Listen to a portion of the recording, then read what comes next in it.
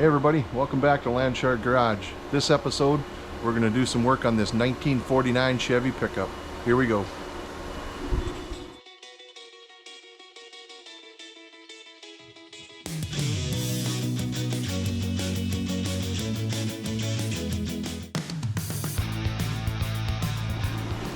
One of the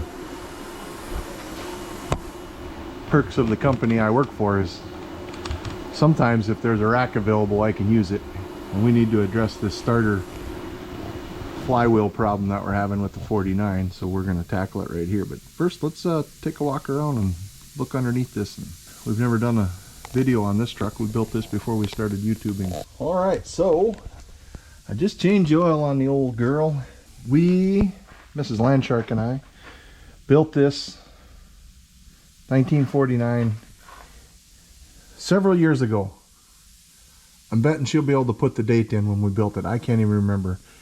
But what a fun project. So this is on a 1996 S10 long box, two-wheel drive, regular cab chassis, and 350 small block. Of course, I bought a kit that relocates the engine for an S10. Comes with headers, which haven't been leaking so far. Came with new motor mounts,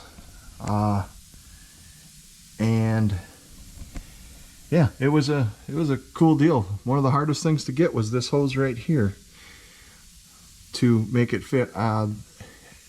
There was a guy on one of the message boards on the 67 to 72 forums that did this whole build.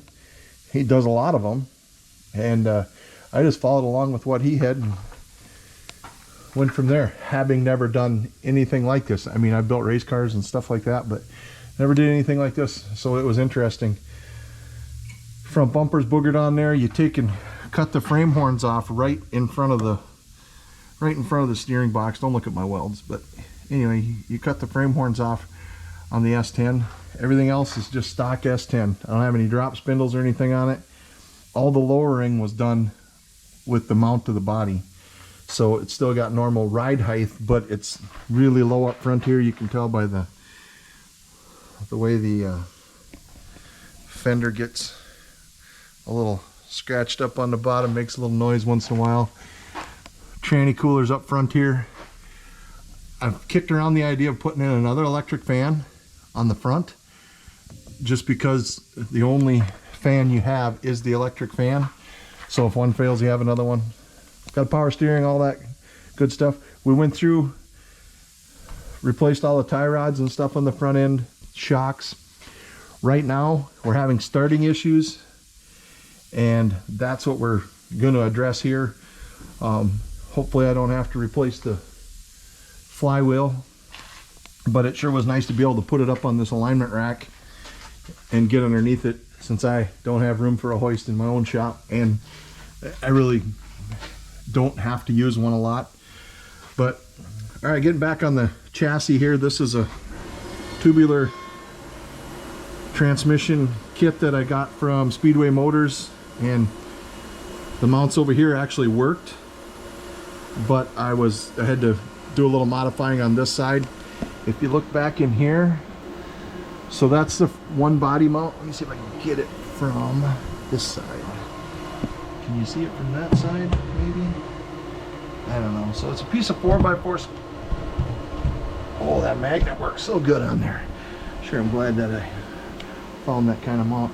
But this is just a 4x4 square tubing. That mount is, that body mount. And there's 4 of these. In the tutorial that guy had, it showed you exactly where to put these, and then I bought just some generic universal body mounts. And the height of this block is what sets where your body's going to sit on the frame. And I wanted my floor to be flat, which means I could actually have went lower, but I wanted my floor to be flat. And is that a brake leak? Oh no, you might have to look at that. Anyway, get distracted. Squirrels.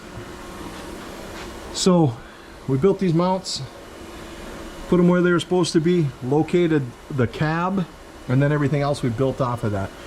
We really did, this right here is where the battery was mounted originally, underneath the floor. I had very little rust issues to deal with on this.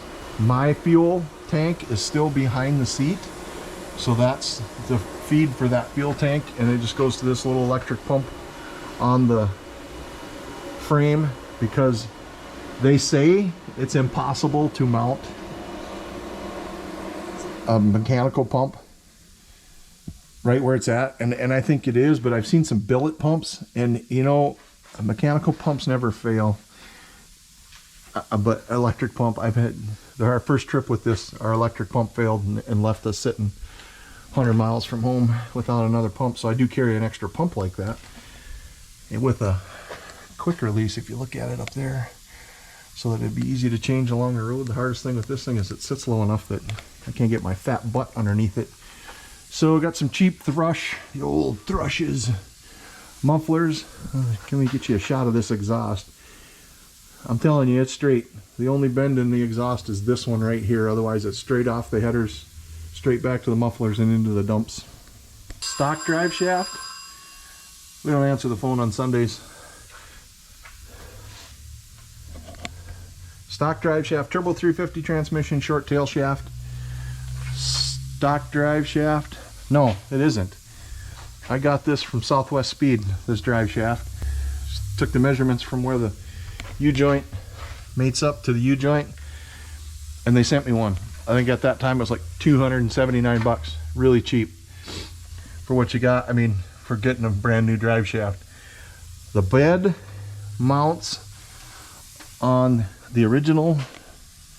There's some original mounts right there on both sides, and a piece of square tubing goes across and holds the box up there. In the back here, there's a little air leak on this riser jack. Sorry about that, but there's a piece of square tubing that goes across here, holds the box up. The wood in the box is 3/4 inch plywood that we just stained and put the straps across. Rear end's a 7.5 out of the same S10. If you've been watching our videos, you know that we got one out of a ZR2, which is a little wider because we do have some rubbing issues when we get a little bit of a load in there, just by the way everything was designed.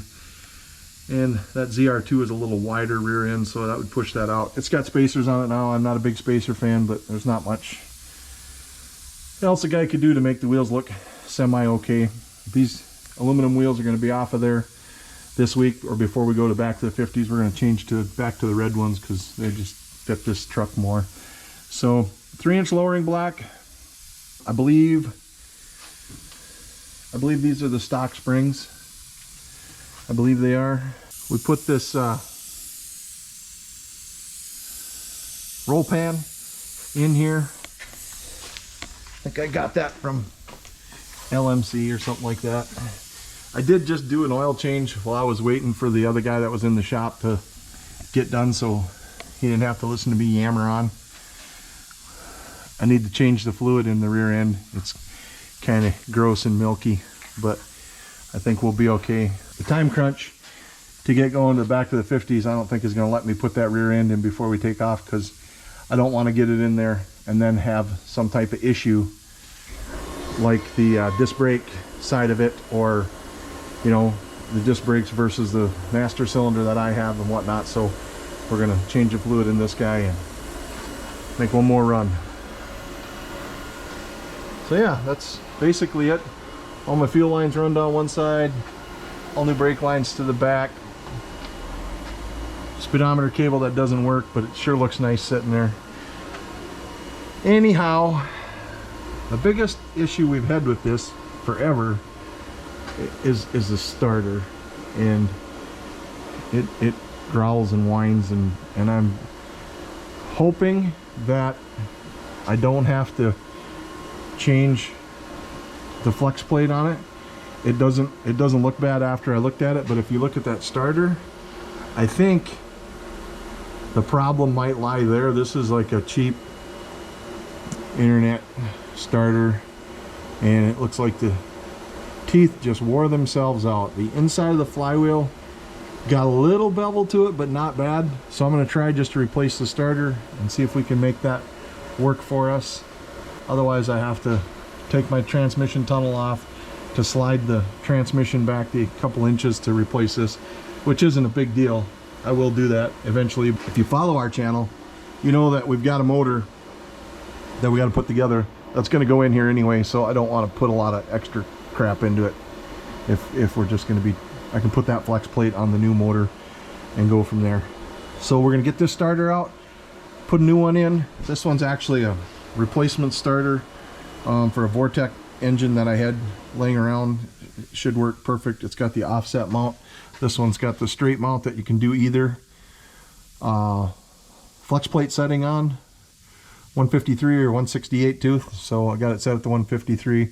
It tucks up in nice behind them headers, and I think this one's gonna be about the same way, and I should probably put that plug wire back on that's loose up there. But we're gonna stick this starter in, see if it fixes it. I think we'll change this out first, and we'll do the work we need to do on the starter. This is really sludgy looking crap in here. I don't think I've ever had this one apart. Somebody has, because it's got black silicone on it.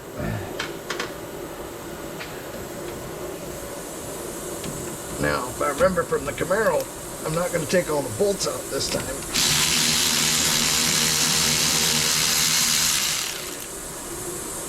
So we don't have a whoopsie doodle. Alright, here we go. I wonder how gross this is going to be.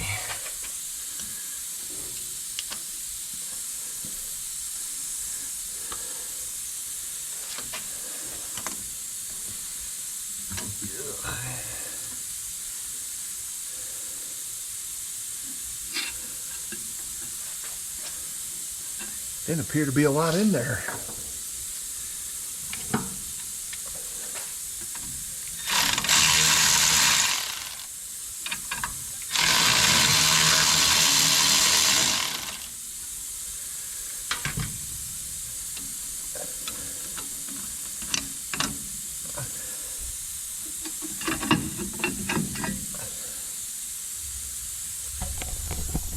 Ooh, here comes Mrs. Landshark. I can hear her.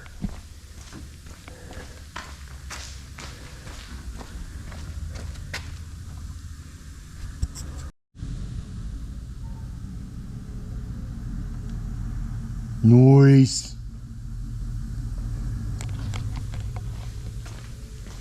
Now I gotta let her in because you gotta keep the doors locked when the shop's closed, otherwise people want to come in here.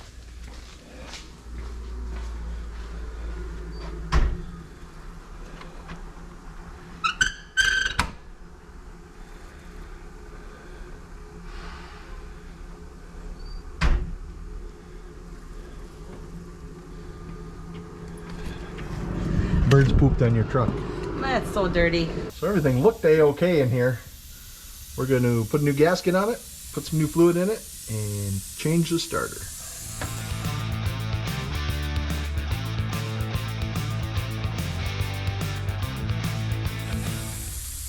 Oh man, this sucker's stuck. You want me to work on that and start on the starter? Yeah, you wanna? Yeah, do that. Okay. Did you disconnect the battery, Todd? I think I did. I did. As a first.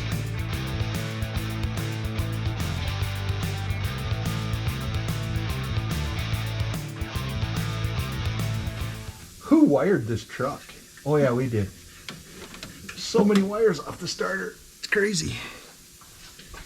And there's some electrical tape wrapped around something. Can't imagine we do that. I gotta do some cutting and pasting. So I better make sure everything's gonna line up first, huh? Yeah, I would say, looking at that, that might be what was causing our starter issue. But the back of this solenoid and the back of that solenoid are different, so I'm gonna have to do some wiring. Check back soon. Alright, I got that rear end all back together. trying to gather up all our tools. Starter is in. Sorry you didn't get to see us putting it in, but it's just a starter going in, not that big of a deal. So we're gonna let her down and see what it sounds like. Oh yeah, let me get the bag.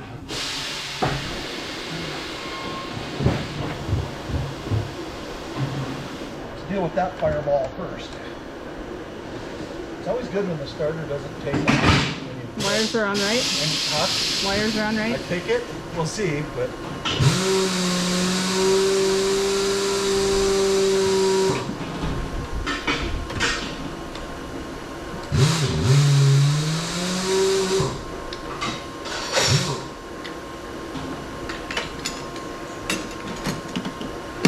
Alright, so I'm confident that I can close it.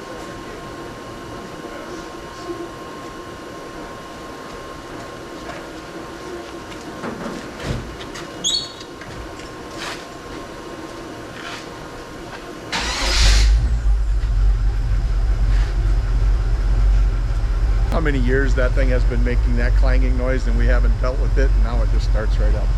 Money. We're going to take the seat out of this OBS. It's got four 15mm bolts. Hold it in on the bottom, see if we can't get this thing cleaned up so we can put it in the 49. Gonna get rid of them headrests, but otherwise it's not in bad shape. So we're painting rims for the 49 using the old card trick. You just stick the playing cards in there. Don't have to tape them off or anything. Pretty simple deal as long as you can find playing cards. Mrs. Landshark is tackling that project. It's gonna look awesome.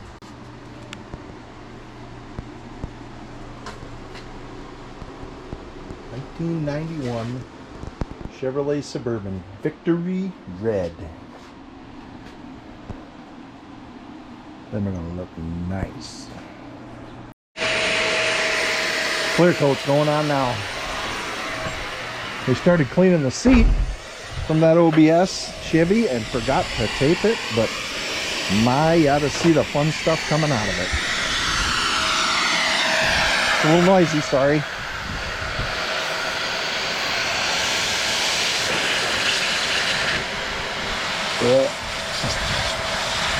Ooh.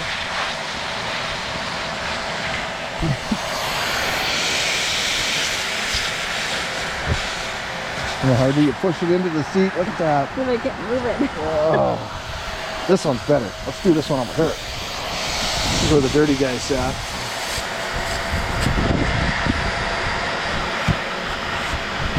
That's gross. This is a pretty nice looking seat though. Don't smoke cigarettes. Yeah, don't smoke, boys and girls. It smells quite a bit. And somebody had a little piece of candy right there. Rug Doctor screaming mad at dirt. Wasn't that the logo for Rug Doctor? I have no idea. Thanks to Darren for letting me use his carpet cleaner. I would get the hose out and just like give it a good. Now. Okay. And you could stand here and do this. Okay. You go spray. Yeah. Probably the nicest seat we've ever acquired from a OBS. Got a little bit of wear right there and that's it. And that's not even horrible, it's just thin there.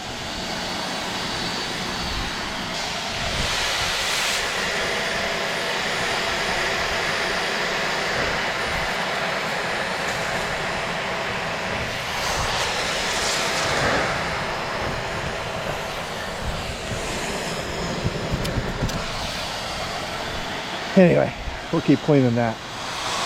Not a bad looking seat though.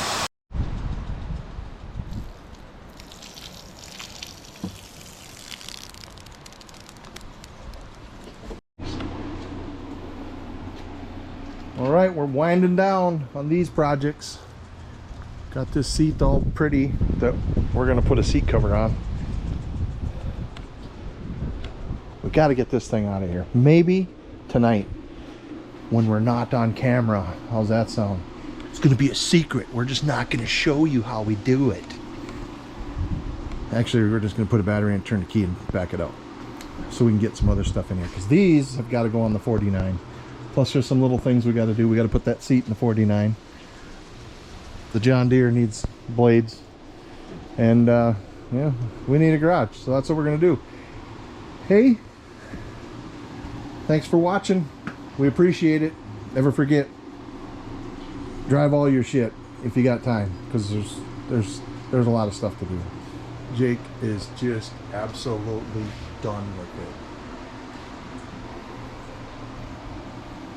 We'll see you. Back on the Reds. She's a beaut. Still windy.